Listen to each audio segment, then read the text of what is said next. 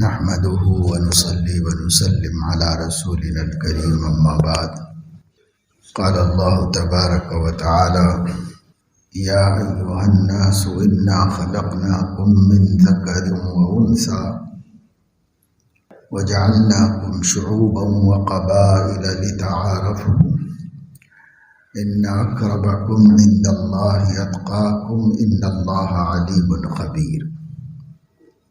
وقال تعالى: يا أيها الناس اتقوا ربكم الذي خلقكم من نفس واحدة وخلق منها زوجها وبث منهما رجالا كثيرا ونساء واتقوا الله الذي تساءلون به والأرحام إن الله كان عليكم رقيبا. صدق اللہ العظیم. اللہ تعالیٰ نے انسانوں کو ایک مرد اور ایک عورت کے ذریعے پیدا کیا ہے. گزشتہ جمعے میں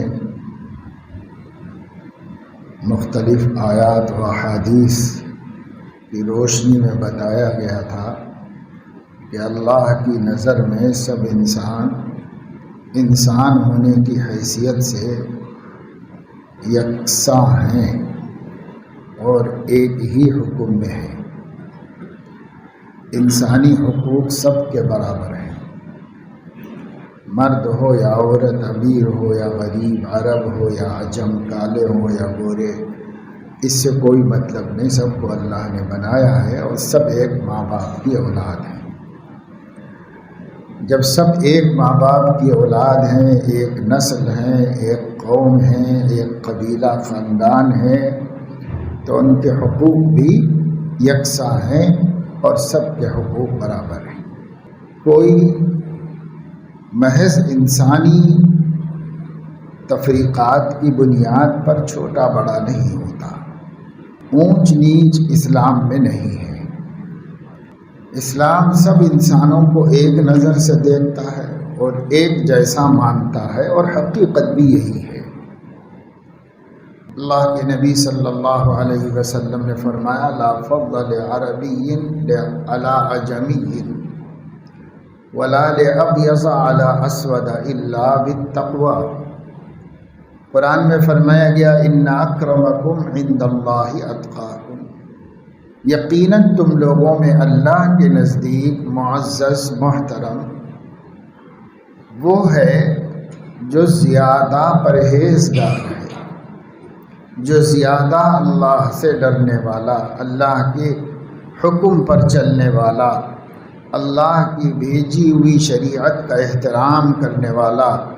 اس میں جو جتنا زیادہ ہوگا وہ اتنا اللہ کے قریب ہوگا، اللہ کی نظر میں عزیز ہوگا اور اللہ رب العزت اس کو اپنا مقرب پسندیدہ بندہ کہے. بس ایک صفت ہے، اس کی کمی زیادتی سے انسان چھوٹا بڑا ہوتا ہے، انسان کم زیادہ ہوتا ہے. لیکن اس ایک چیز کے علاوہ کسی بھی صفت کی وجہ سے انسان چھوٹے بڑے نہیں مانے جا سکتے. کوئی اعلیٰ نسل نہیں ہے، کوئی ادنا نسل نہیں ہے، کوئی بہت بڑے مرتبے والا نہیں ہے، کوئی حقیر فقیر نہیں ہے. سب انسان یکساں ہیں. سب انسان اللہ تبارک و تعالی شانہ کی نظر میں برابر ہیں. حقوق سب کے برابر ہیں. لیکن اللہ کے نزدیک اگر اپنا کوئی مقام بنانا ہے، کوئی مرتبہ بنانا ہے، تو وہ انسان مال سے نہیں بنا سکتا، علم سے نہیں بنا سکتا، عمل سے نہیں بنا سکتا. وہ انسان اپنی ڈگریوں اور سندوں سے نہیں بنا سکتا. وہ آدمی اپنے حسن و جمال سے نہیں بنا سکتا، اور وہ تو اپنے اختیار میں بھی نہیں. بنانا چاہے تو بھی اختیار میں نہیں. اس میں کوئی چیز نہیں ہے جو انسان کو اللہ کی نظر میں بڑا بنا دے. اس لیے نبی کی زبان سے کہلوایا گیا: کسی عربی کو عجمی پر کوئی فضیلت نہیں ہے. عرب آل اسماعیل کو کہتے ہیں اور عجم باقی ساری دنیا کے لوگوں کو کہتے ہیں. اور یہ عجم کی اصطلاح بھی عربوں نے جاری کر دی۔ عجم کے معنی ہے گونگا۔ عرب لوگوں کو اپنی زبان پر اتنا ناز تھا کہ وہ دنیا کی باقی بولیاں بولنے والے کو گونگے کہتے تھے، اس لیے عربی میں وہ عجمی کہلاتے ہیں۔ عجمی لوگ ہیں جو گونگے بے زبان ہیں، زبان صرف ہمارے پاس ہے۔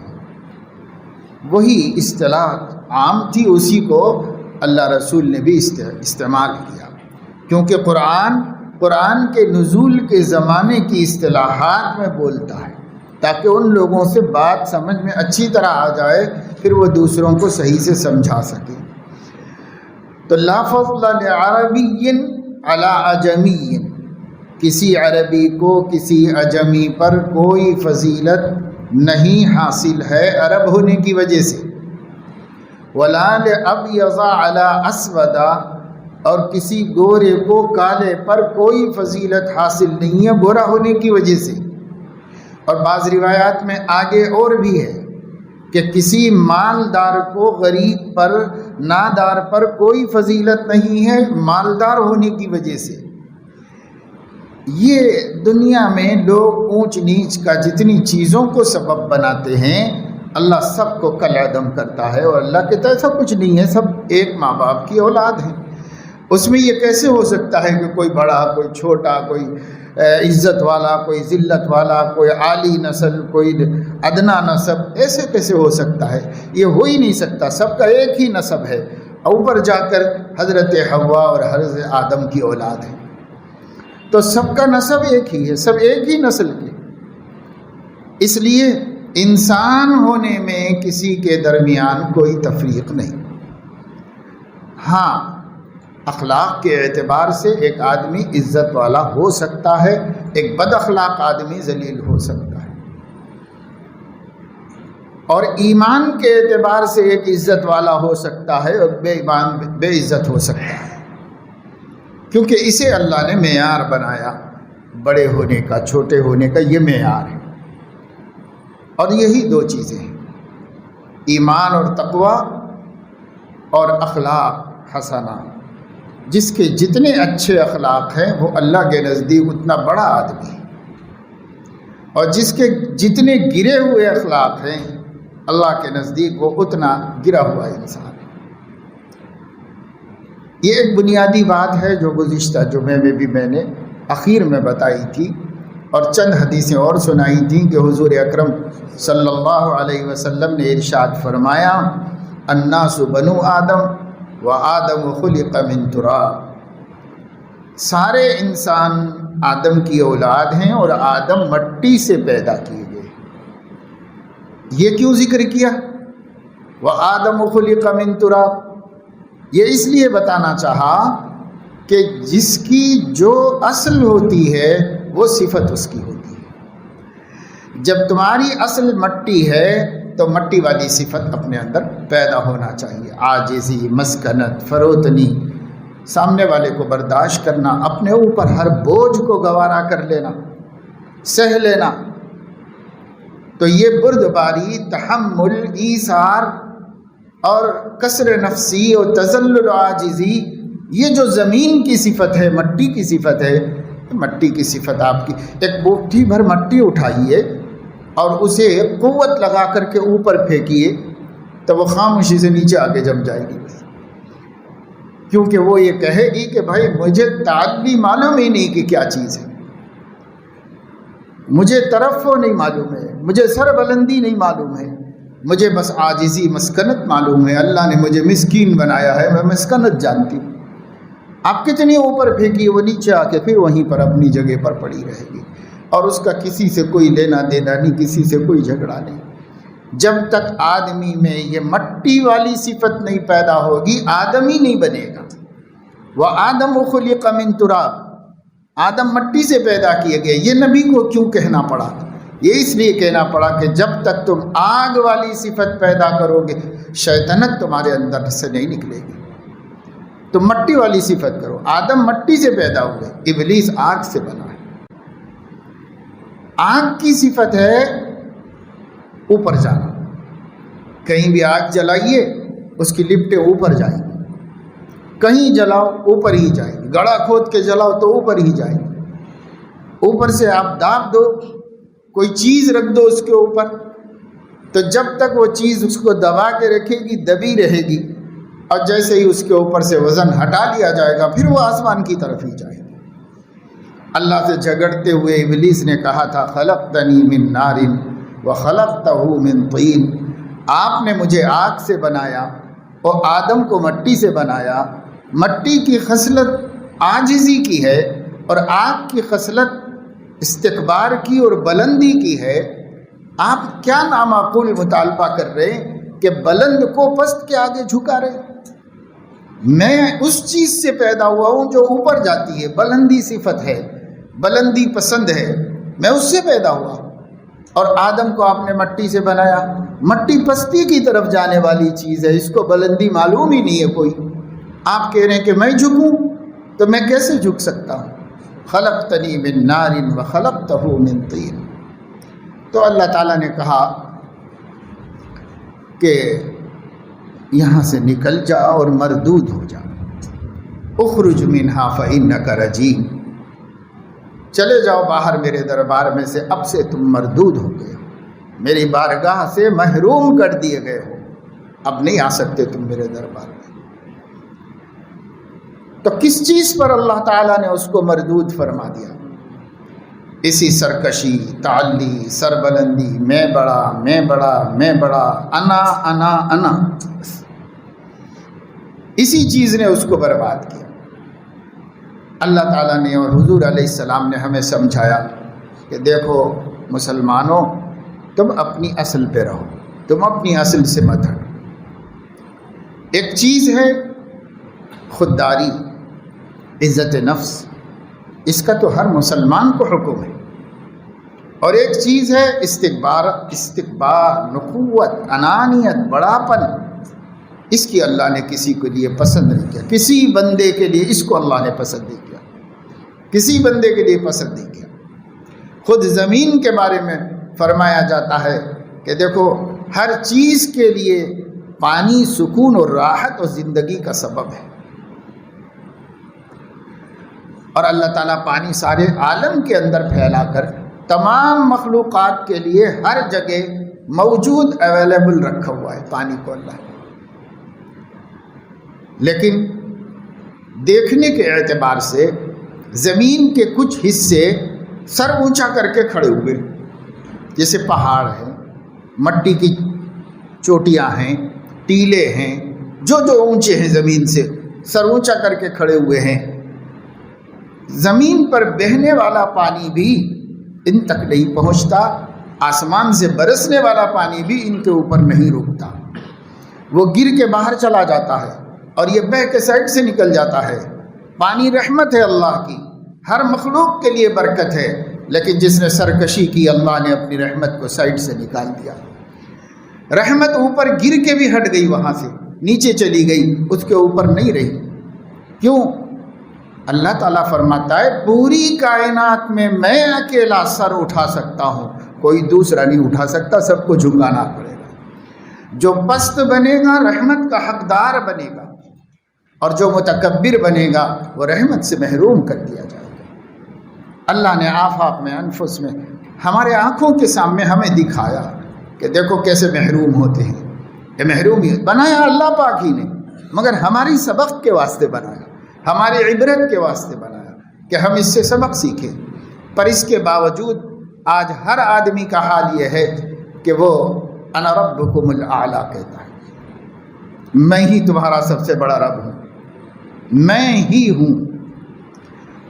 بسا اوقات آدمی تنہائی میں، اکیلے میں، اپنے احوال پر غور کرتے وقت میں عبدیت کے مقام پر ہوتا ہے اور کہتا ہے، اپنے دل میں بھی کہتا، میں کیا ہوں، اللہ کا بندہ ہوں، کیا ہے میرے پاس؟ جو ہے اللہ کی نعمت ہے، اللہ کا فضل ہے، اللہ کا کرم ہے۔ ایسا کہتا ہے مسلمان، اکیلے میں کہتا ہے۔ جب بھی وہ اپنے کو ٹٹولتا ہے تو اسے سرکشی نہیں ہوتی، غرور نہیں ہوتا، لیکن جب اس کا کسی سے مقابلہ ہوتا ہے تو یہ اس کا شیطان تب باہر میں آتا ہے، تب نکلتا ہے۔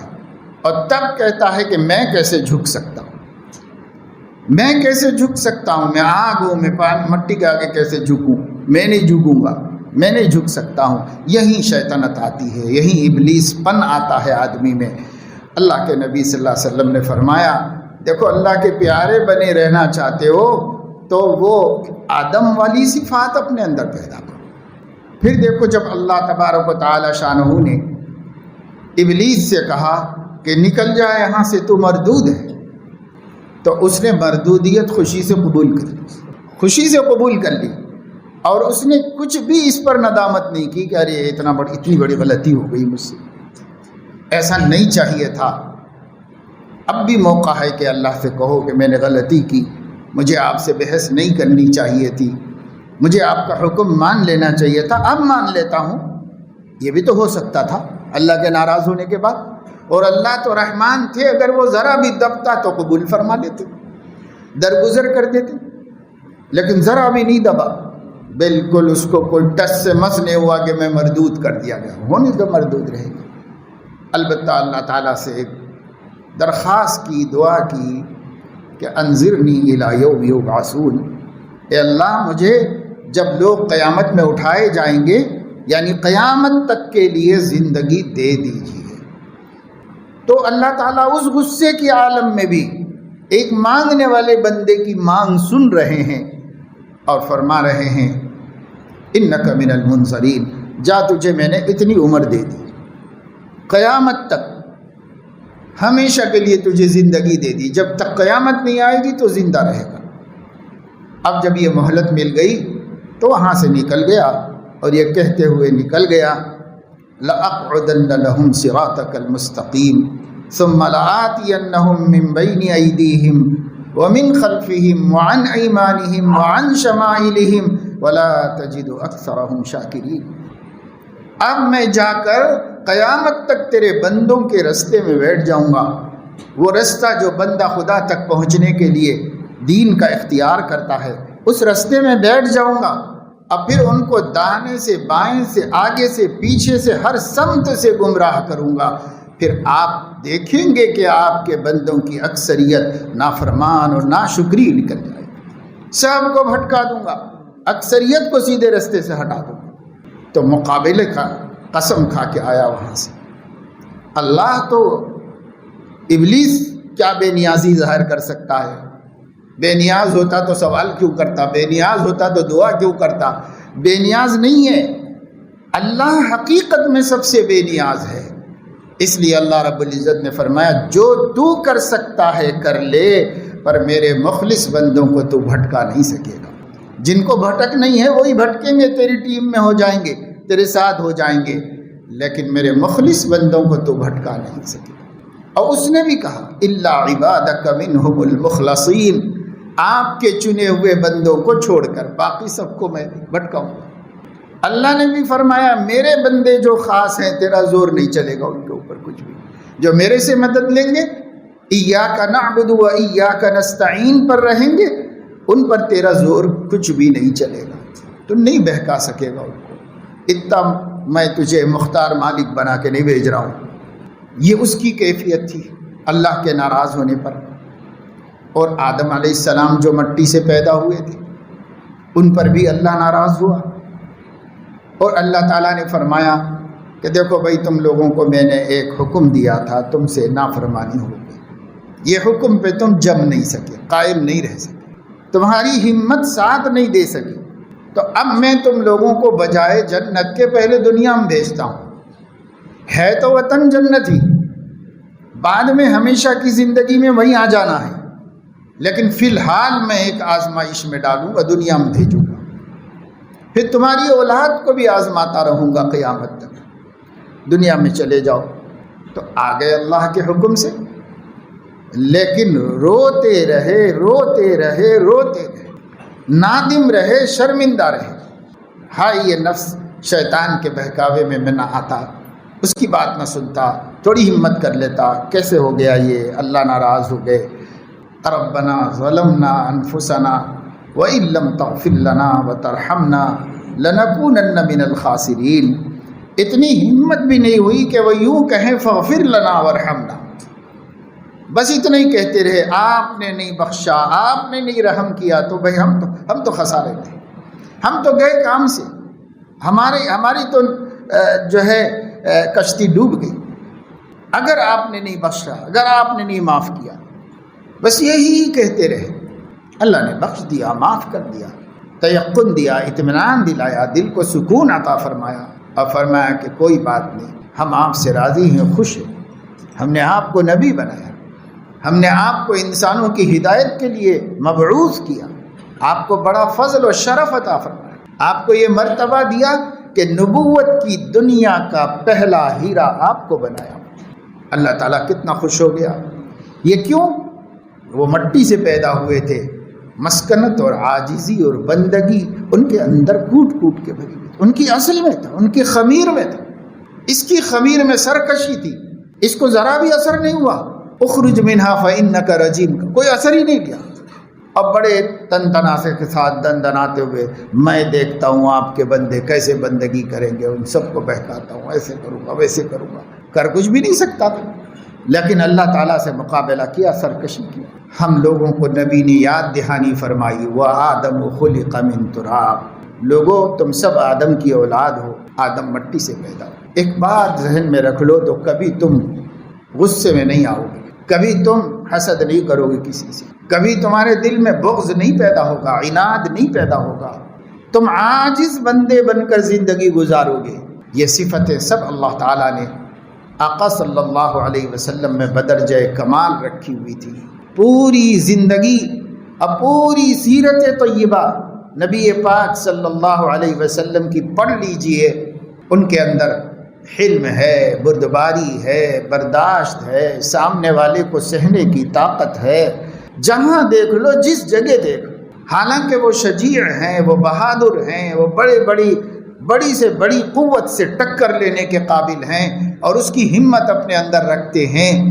جہاں جہاں بدر میں دیکھا گیا، لوگوں نے کہا حضرت علی رضی اللہ تعالیٰ عنہ سے کہ آپ تو فاتح خیبر ہیں، آپ تو سب سے بڑے شجیع و بہادر مانے جاتے ہیں اس امت میں۔ فرمایا تو صحیح ہے، لیکن بدر میں میں نے دیکھا کہ جس جگہ ہماری بھی ہمت نہیں بڑی، صدیق اکبر وہاں پر موجود، اور صدیق اکبر یہ کہتے ہیں کہ جہاں ہمارے حوصلے پست ہو جاتے، نبی اس کے آگے ہوتے۔ تو ایسا نہیں ہے کہ نبی بزدلی کی وجہ سے سامنے والے کو برداشت کرتے، نعوذ باللہ۔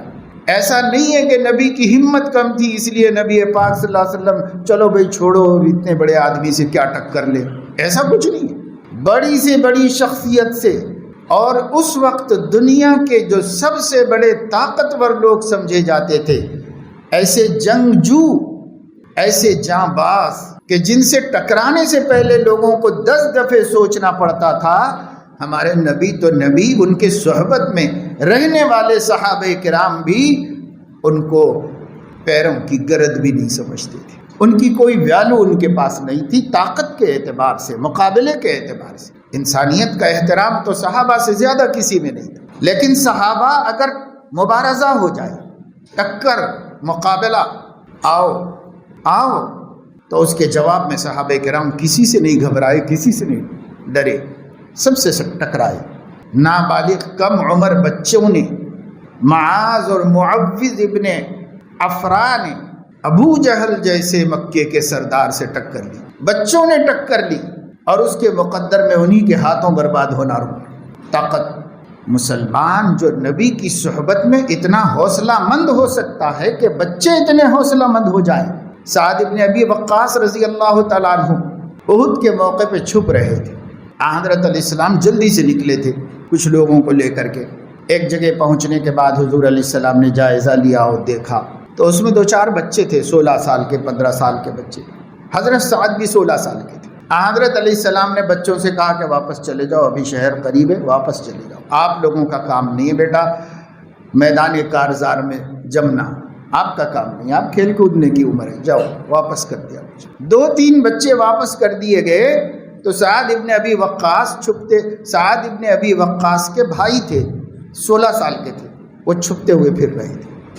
حضرت سعد نے دیکھ لیا اور کہا کیوں ادھر ادھر گھوم رہے ہو تم، لوگوں کے پیچھے چھپ رہے ہو، درختوں کے پیچھے چھپ رہے ہو، کیا بات ہے؟ تو وہ کہنے لگے کہ بھائی جان اللہ کے نبی بچوں کو واپس کر دے رہے ہیں، مجھے دیکھ لیں گے، مجھے بھی واپس کر دیں گے، لیکن ان کو بہرحال پکڑ کے حضور کے سامنے پیش کر دیا گیا۔ حضرت علیہ السلام نے فرمایا بیٹا تمہارا کام نہیں ہے وہاں پر، چلے جاؤ، اچھے اچھے لوگوں کی ہمت حوصلے پست ہو جاتے ہیں، تم کہاں جاؤ، چلے جاؤ واپس گھر چلے جاؤ۔ تو رونے لگے حضور علیہ السلام کے سامنے، اتنا روئے کہ آپ کو رحم آیا، آپ نے فرمایا اچھا اس کو رہنے دو، ان کو ساتھ میں رکھ لیا حضور علیہ السلام۔ یہ حوصلے تو نبی کے صحابہ کے بچوں کے تھے، عورتوں کے حوصلے، مردوں کے حوصلے۔ اب اس کو سامنے رکھ کر آپ نبی کا حوصلہ دیکھو کتنا ہوگا، نبی کی ہمت کتنی ہوگی۔ کسی دنیا کی طاقت سے اللہ کے نبی کو کبھی خوف نہیں، کسی طاقت سے خوف نہیں ہوا، لیکن اس کے باوجود مغفرت، عفو درگزر، جھیل لینا، سہ لینا، برداشت کر لینا آپ صلی اللہ علیہ وسلم میں اتنا تھا کہ اسی کی وجہ سے یہ آپ کی فضیلت بن گئی۔ مجبور جھیل لے تو اس کی کیا فضیلت ہے، اس کی مجبوری ہے، بس کمال ہے۔ کمال تو یہ ہے، چنانچہ حدیث میں آتا ہے، صحیح بخاری میں ہے صحابہ کرام کے بارے میں کہ وہ اس کو پسند کرتے تھے۔ امام بخاری فرمائیں سلف اس بات کو پسند کرتے تھے کہ اپنے دشمن پر پہلے قابو پا لیں، اس کے بعد معاف کر دیں۔ دشمن جس سے ان کو بدلہ لینا ہے اس کے اوپر پہلے قابو پا لے، اس کو پہلے بتا دیں کہ میں تجھ سے بدلہ لے سکتا ہوں، لیکن جب بدلہ لینے کا وقت آئے تو کہہ دے کہ جاؤ معاف کر دیا میں نے، درگزر کر دیا۔ سلف اس کو پسند کرتے تھے، پیشگی معاف کرنے کے بجائے یہ پہلے دکھاتے تھے کہ میں نہ معاف کرنا چاہوں تو نہیں بھی معاف کر سکتا ہوں، لیکن یہ میرے نبی کی سنت ہے اس لیے معاف کر دیتا۔ طاقت تو ہے میرے اندر بدلہ لینے کی۔ کیوں سلف ایسا کیوں پسند کرتے تھے؟ یہ ایسا اس لیے پسند کرتے تھے کہ وہ سمجھتے تھے کہ اگر آدمی سہ لیتا ہے تو دنیا سمجھتی ہے کہ مجبور ہے اس لیے برداشت کر لے رہا ہے، مجبور ہے اس لیے برداشت کر لے رہا ہے۔ وہ دکھاتے تھے کہ ہم مجبور ہونے میں تو خیر کوئی بھی کر لیتا ہے، ہم مسلمان مجبوری میں نہیں، بغیر کسی مجبوری کے صرف اللہ کو خوش کرنے کے لیے معاف کرتے ہیں۔ یہ صفت، یہ بتانا، یہ کیوں کمال یہ ہے، کمال وہ نہیں۔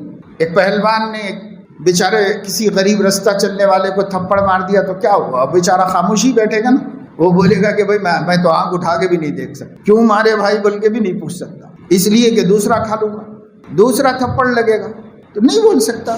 اب اگر اس نے صبر کیا یہ اس کی مجبوری کا صبر ہے، اب اگر اس نے درگزر کر دیا تو یہ اس کی مجبوری کا درگزر کرنا ہے۔ اسلام کہتا ہے مجبوری میں کوئی بھی کرتا ہے، تم مجبور نہ ہو تب بھی کرو۔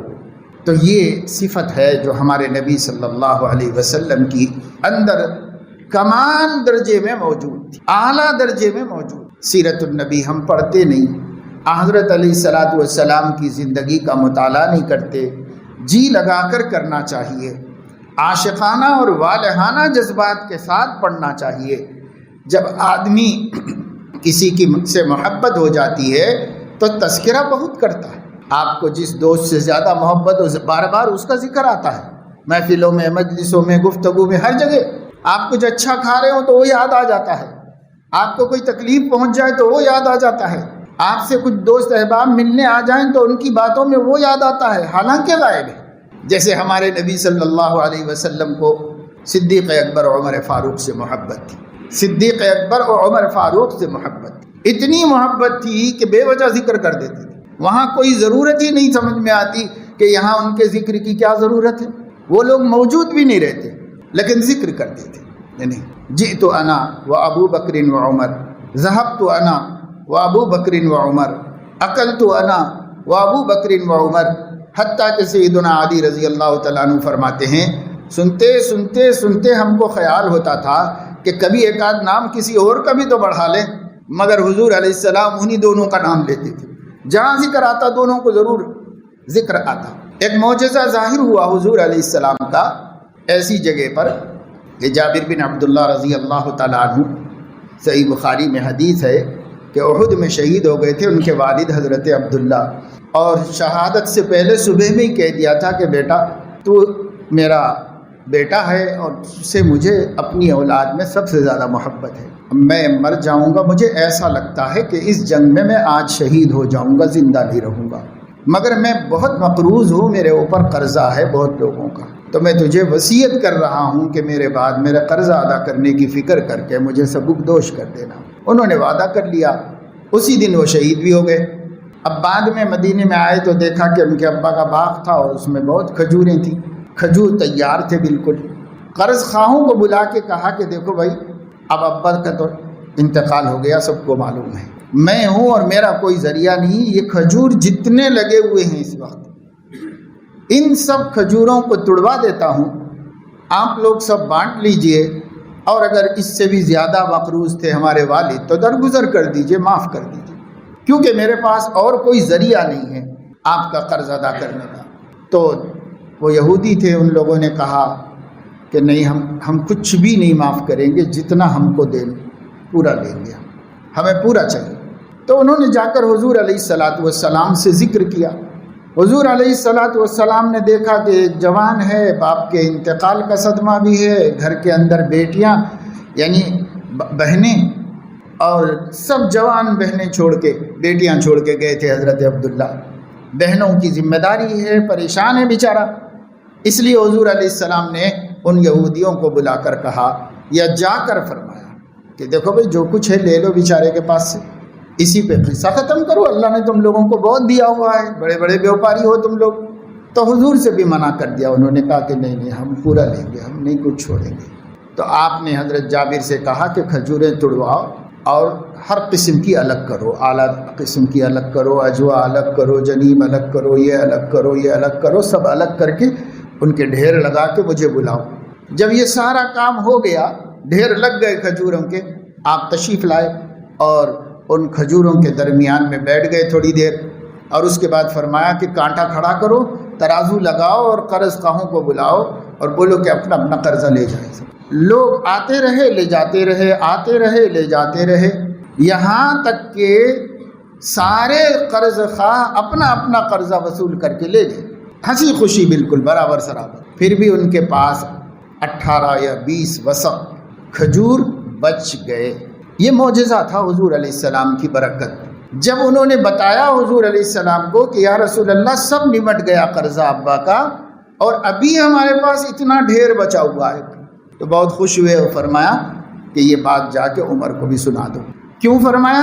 اس لیے کہ پتہ تھا کہ عمر خوش ہو جائیں گے، نبی کا معجزہ سن کر خوش ہو جائیں گے، اور ان کو اطمینان تھا کہ نبی کے ذریعے سے یہ کام ہو جائے گا، تو بتا دو جا کر کے۔ آدمی کس کو یاد کرتا ہے اچھے برے میں؟ قریب ترین لوگوں کو یاد کرتا ہے، محبوب ترین لوگوں کو یاد کرتا ہے۔ یہ حضرت علیہ الصلاۃ والسلام کا مقام ہے اور ان کا مرتبہ ہے۔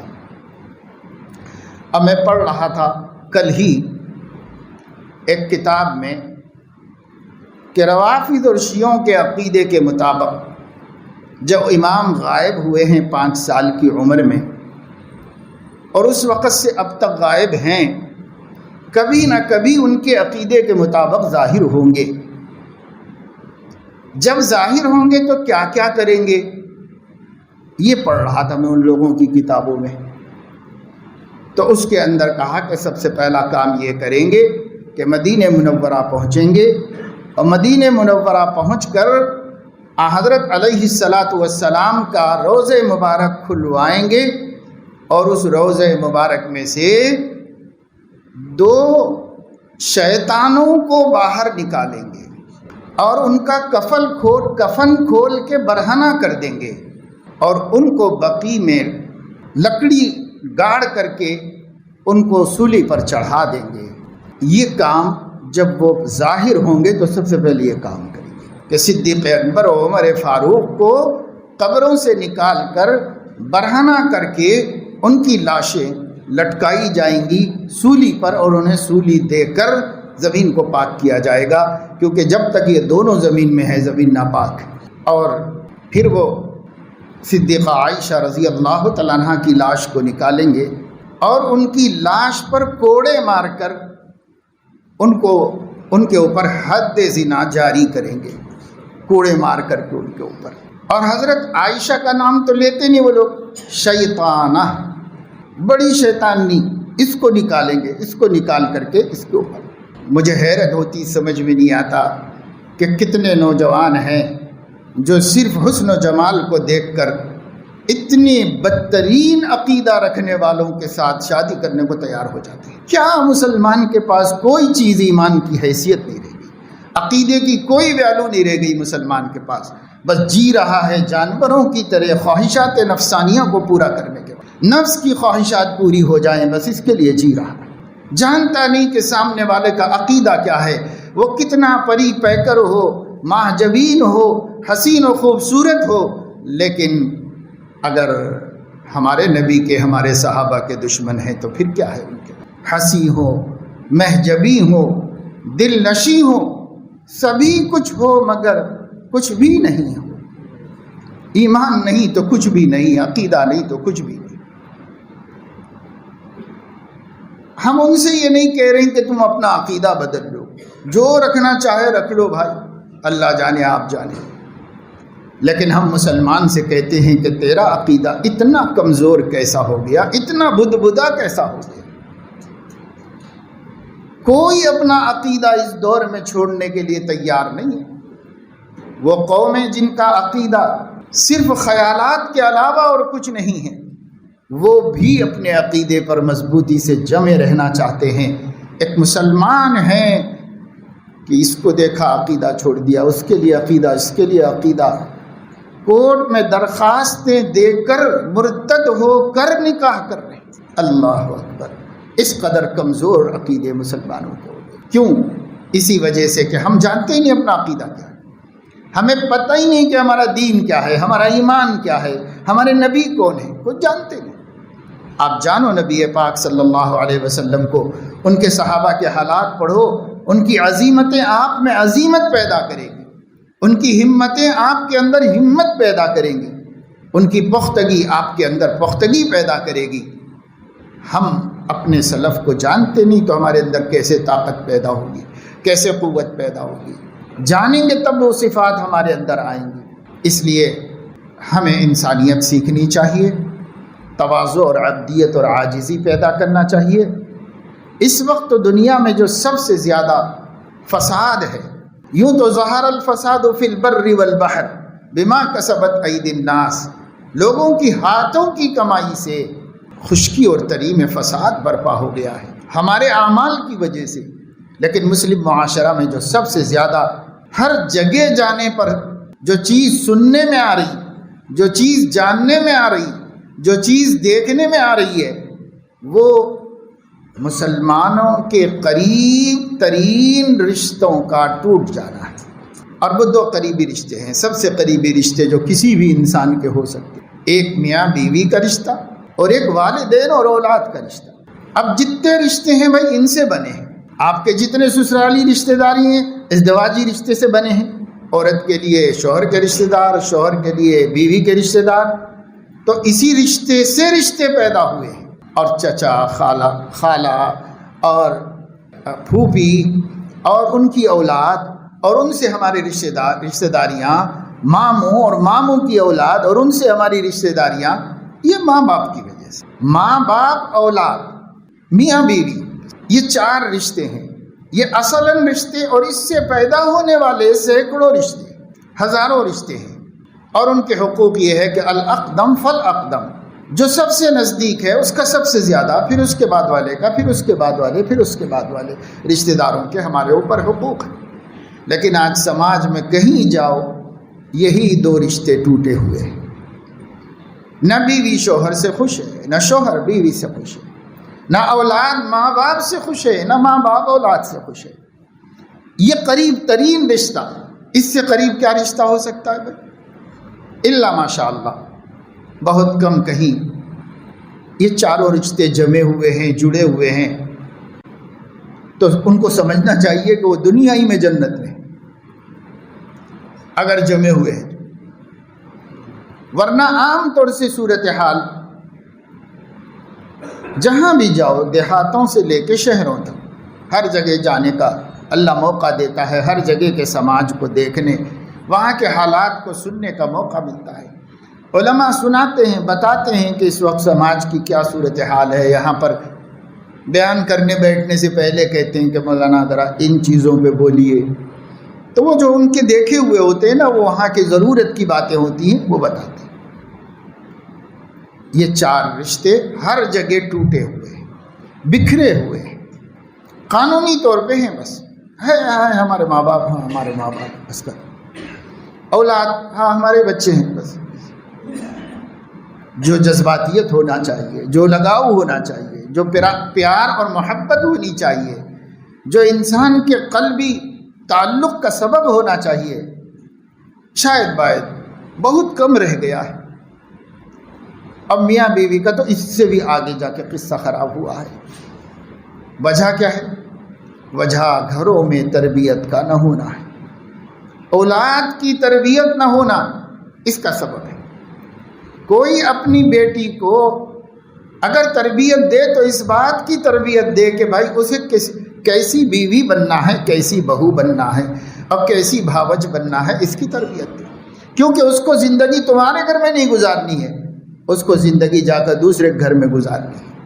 اس کی جو اصل شان ہے اور اصل پہچان ہے کسی کی بیوی ہونے کی، کسی کی ماں ہونے کی، کسی کی بھاوج ہونے کی، کسی کی بہو ہونے کی، اصل پہچان یہ ہے اس کی۔ اور کسی کا بیٹی ہونا وہ بہت سے بہت 18-20 برس میں ختم، وہاں تک بیٹی ہے۔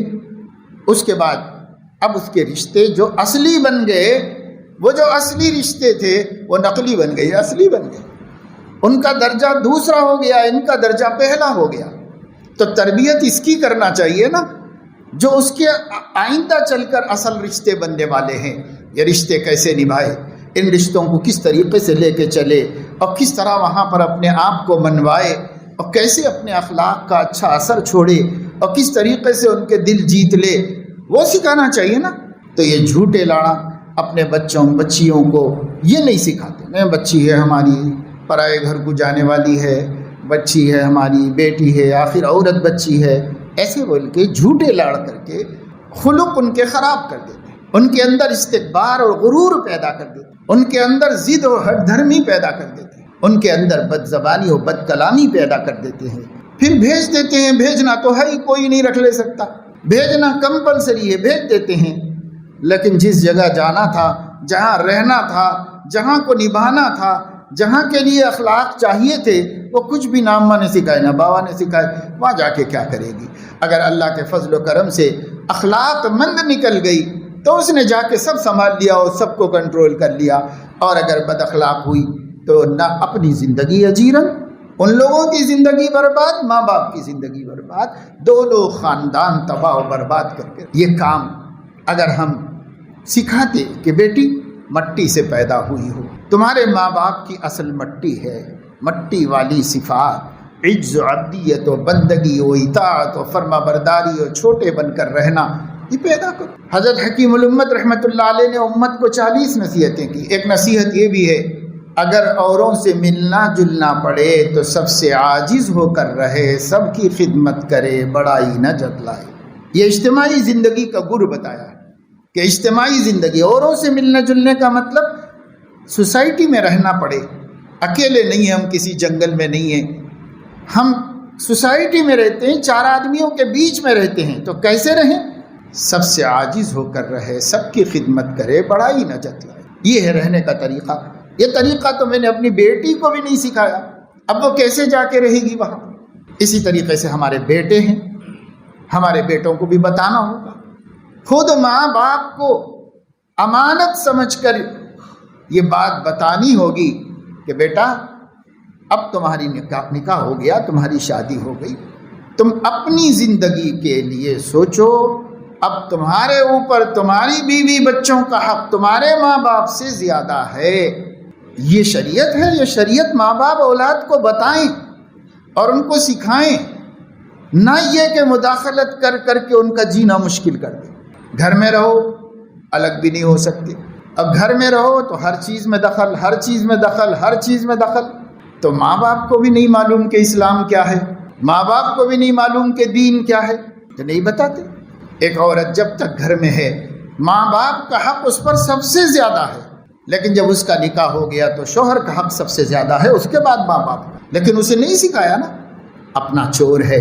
ہماری چوری یہ ہے کہ اگر ہم سکھائیں گے تو وہ ہماری نفسانیت چل نہیں پائے گی۔ اگر ہم سکھا دیں گے دین شریعت تو وہ بھی سکون سے رہیں گے، ہم بھی رہیں گے، مگر نفسانیت نہیں چل پائے گی۔ اپنی نفسانیت کو آگ بجھانے کے واسطے ہم اس طریقے سے کرتے ہیں۔ اس لیے ہمیں اس طرف توجہ دینے کی ضرورت ہے اور بہت اہتمام کے ساتھ تعلیم و تربیت، عجز و بندگی اپنے اندر سکھاؤ۔ اس سے بڑی کوئی صفت نہیں، یہ سب سے بڑی صفت ہے۔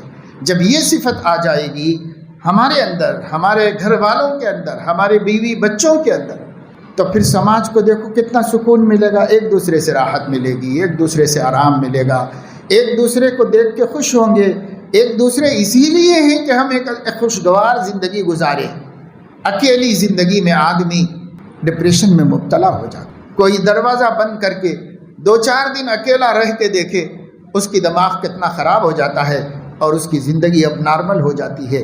اگر اللہ نے بنایا ہی ہے لوگوں میں مل کے رہنے والا، اگر ہم مل کے رہنے کی عادت ڈالیں تو اس کے واسطے یہ صفات کی ضرورت ہے۔ اگر یہ صفات نہیں تو پھر یہ مل کے رہنا مصیبت بن جائے گا، آفت بن جائے گا ہمارے واسطے۔ اس لیے کوشش کریں، فکر کریں، ماحول کو بدلیں، نبی پاک صلی اللہ علیہ وسلم کی مبارک تعلیمات کو پڑھیں، سمجھیں، اپنے بچوں کی ایسی تربیت کریں، خود اپنے آپ کو بھی اس طرح سنواریں اور اپنے اندر بھی یہ صفات پیدا کریں، تو پھر انشاءاللہ تعالی ہم دنیا میں بھی 4 دن جو رہنا ہے امن و امان، سکون و اطمینان سے رہیں گے۔ نہیں تو نہ دنیا سکون کی، اور وہاں آخرت میں حقوق لے کے جائیں گے تو وہاں بھی کیا سکون سے رہیں گے، ہم وہاں بھی چین سے نہیں رہ پائیں گے۔ اس لیے دنیا آخرت بنانے کا طریقہ اپنے حبیب کی سنت اور اپنے نبی کے خلق کریم پر زندگی گزارنا ہے۔ دین کو اپنے لیے سب سے بڑی نعمت سمجھنا ہے۔ اچھا عقیدہ، اچھے عمل، اچھے اخلاق ہم اپنے اندر پیدا کریں اور اس کے مطابق ہم زندگی گزاریں، اس کی کوشش و فکر کرنی چاہیے۔ ایک بات آخر میں یہ اعلان کرنا مناسب سمجھتا ہوں کہ جو حضرات ضعیف ہیں، بزرگ ہیں یا بیمار ہیں، وہ نماز جمعہ کا فریضہ ادا کرنے کے لیے مسجد آتے ہیں، لیکن یہاں پر پہلے بیان ہوتا ہے، پھر خطبہ ہوتا ہے، اس کے بعد سنتیں ہوتی ہیں، پھر خطبہ ہوتا ہے، پھر اس کے بعد نماز ہوتی ہے۔ اس لیے بڑے بزرگ لوگ بیمار معذور لوگوں سے یہ گزارش ہے کہ وہ 2 بجے تک مسجد آئیں، 2 بجے کے بعد ہی نماز ہوگی، اس لیے آپ کو خطبہ بھی مل جائے گا، نماز بھی مل جائے گی، زیادہ دیر بیٹھنے کی مشقت برداشت کرنا بھی نہیں پڑے گا۔ اس لیے یہ تو مسئلے کا حل نہیں ہے کہ ضعیفوں کے لیے، بزرگوں کے لیے یہ جو سلسلہ ہے اس کو ختم کر دیا جائے، یہ بہت مشکل کام ہے، اس واسطے کہ اس وقت امت اس قدر بے دینی کے دلدل میں پھنسی ہوئی ہے کہ جب تک ان کی یہ ہفتہ واری رہنمائی کا سلسلہ رہے گا شاید کسی درجے میں مسلمان باقی رہیں گے، ورنہ یہ اسلام بھی ختم ہو جائے گا، یہ دین بھی باقی نہیں رہے گا۔ چاروں طرف سے اس امت کو دہریہ بنانے کی کوشش ہو رہی ہے۔ ابھی تک مشرک بنانے، کافر بنانے، عیسائی بنانے، یہودی بنانے کی محنت کم ہو رہی ہے، خدا بیزار بنانے کی محنت زیادہ ہو رہی ہے، اور سب اسی میں گرتے جا رہے۔ تو یہ کچھ کہنا سننا چلتا رہے گا تو یہ قوم، اگلی نسل ہماری بچ جائے گی، وہ محفوظ رہے گی۔ باقی بڑے بزرگ حضرات ماشاءاللہ سے اپنے عقیدے پہ جمے ہوئے ہیں، مضبوط ہے، دین سمجھے ہوئے ہیں، ان کو اتنی زیادہ ضرورت بھی نہیں ہے۔ اس لیے اگر ان کو زیادہ دیر بیٹھنے کی زحمت ہوتی ہے تو 2 بجے آ جائیں، عربی خطبہ سن لیں، نماز پڑھ لیں، اور ان کو کوئی تکلیف بھی نہیں ہوگی، زحمت بھی نہیں ہوگی۔ اللہ تعالیٰ اپنے فضل و کرم سے ہم سب کو توفیق عمل نصیب فرمائے اور ہماری غفلتوں کو احساس سے تبدیل فرمائے اور آنے والی مصیبتوں کا اندازہ نصیب فرمائے اور اس کے لیے جد و جہد کرنے کی توفیق عطا فرمائے۔ آمین و آخر دعوانا